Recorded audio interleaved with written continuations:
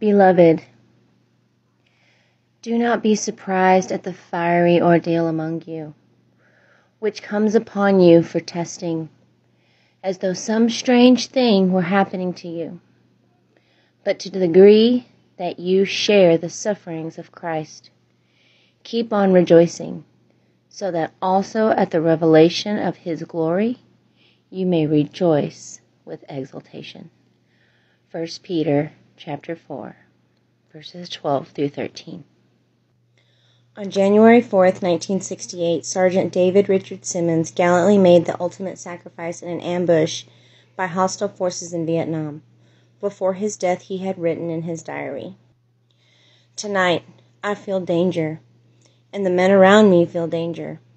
There is a lurking in the darkness that makes me want to watch. But I must stop now and entrust my soul to the Lord.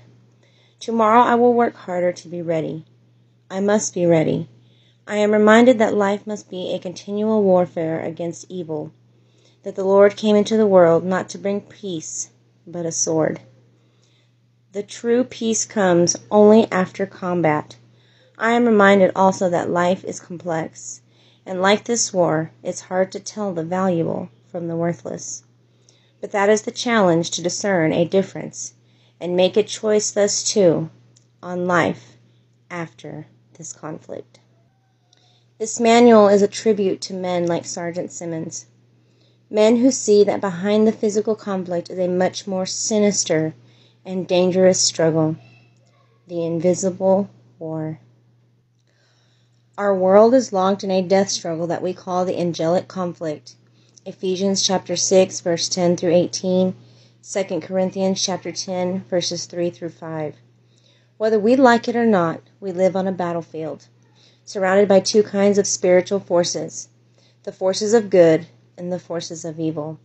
Every one of us is caught in this conflict, either as a POW entrapped in the domain of darkness, or as a combatant who, by believing in the Lord Jesus Christ, has transformed to the kingdom of light and is a soldier in the royal army of God. Colossians chapter 1, verses 12 through 14. As combatants, we are called to be strong and courageous. Joshua chapter 1, verse 6 and 9. 2 Chronicles chapter 15, verse 7. Our goal is to advance spiritually. Philippians chapter 1, 12 through 14. Chapter 3, 12 through 14. To the high ground of spiritual maturity and to become more than conquerors through Christ. Romans chapter 8, verse 37. 1 Corinthians 15, 57. 2 Corinthians 2,